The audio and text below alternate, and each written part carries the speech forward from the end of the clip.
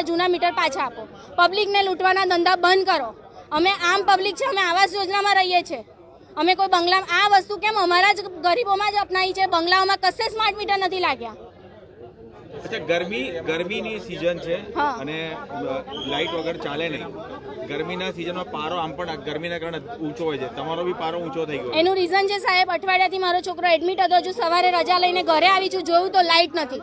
પછી ખબર પડી કે આવી રીતે રિચાર્જ 2000નું પતી ગયું છે. તો 12 દિવસમાં 2000નું રિચાર્જ એટલે કઈ જવાનું અમારા લોકોને?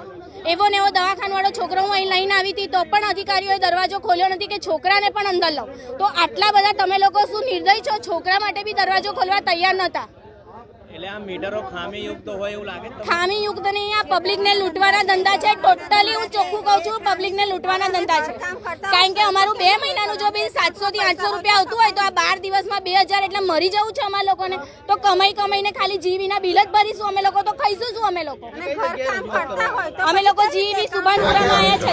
અમારા ત્યાં ઘણી પબ્લિક તો એવી છે કે જેમની પાસે સ્માર્ટફોન નથી. આવા ફોન છે આ બેન પાસે. હવે એકલા લેડી છે ભૂમિકા વાળંદ.